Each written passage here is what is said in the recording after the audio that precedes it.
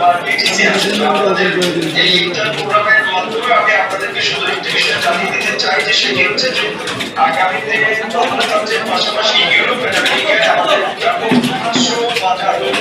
বাজার তৈরি হচ্ছে, সেখানে যেতে হবে দক্ষ মানব সম্পদ, আমাদের প্রয়োজন দক্ষ মানব সম্পদ ট্রেনিং এর মাধ্যমে তৈরি হবে। তো আপনারা যারা বাইরে আপনাদের আত্মীয় স্বজন ভাই বন্ধু যারা বাইরে যেতে চায় তাদেরকে আমাদের সরকারের প্রায় 110টা টেকনিক্যাল ট্রেনিং সেন্টার বা টিটিসি আছে। এছাড়া বেসরকারি কিছু প্রতিষ্ঠান ট্রেনিং দিয়ে থাকে, ট্রেনিং নিয়ে যেতে পারবেন।